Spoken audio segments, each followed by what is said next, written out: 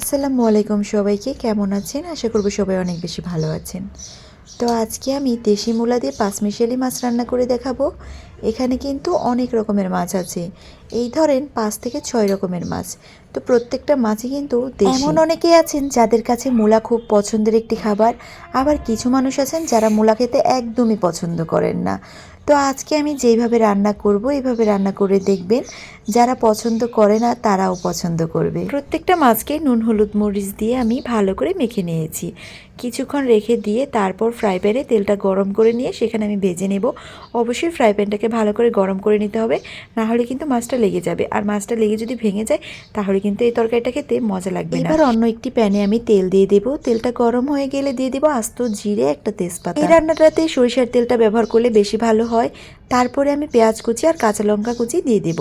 কাঁচা লঙ্কাটা একটু বেশি দেবেন, যেন ঝালটা একটু বেশি হয়। ঝাল হলে কিন্তু খেতে ভালো লাগবে। এবার 1 টেবিল স্পুনের মতো দিয়ে দেব আদা রসুনের পেস্ট, সাথে দিয়ে দেব ধনে গুঁড়ো, জিরে গুঁড়ো, মরিচ গুঁড়ো আর হলুদ গুঁড়ো। এগুলো একটু পরিমাণ করে দিয়ে দেব, সাথে স্বাদ মতো লবণ দিয়ে ভালো করে কষিয়ে নিতে হবে। যখন উপরে তেল চলে আসবে তখন এখানে মূলা দিয়ে দিতে হবে। এখানে একটা কথা বলে রাখি, যদি মূলার ব্যাড স্মেলটা কেউ পছন্দ না করেন তবে এই মূলাটা একটু ভাপ দিয়ে নেবেন, তাহলে দেখবেন যে এটা থেকে যে একটা স্মেল আসে ওই স্মেলটা আর আসবে না। কিছুক্ষণ মূলাটাকে কষিয়ে নেব মশলার সাথে, দেন দিয়ে দেবো 1 কাপ পানি। 1 কাপ পানি দিয়ে ঢাকনা দিয়ে ঢেকে দেব। কিছুক্ষণ পর ঢাকনাটা উঁচু করে দিতে হবে আর ভালো করে নেড়ে দিতে হবে, যেন নিচে লেগে না যায়। মূলার তরকারিতে যদি কোনো মাছ দেন অবশ্যই সেটাকে একটু কড়া করে ভেজে দিবেন, তাহলে দেখবেন এই তরকারিটা খেতে বেশি ভালো লাগে।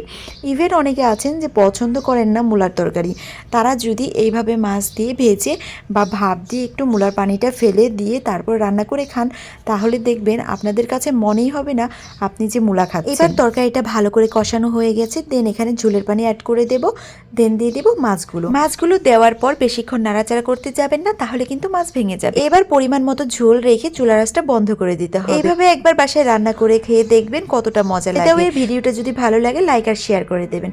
সো ভালো থাকবেন সবাই, আসসালামু আলাইকুম।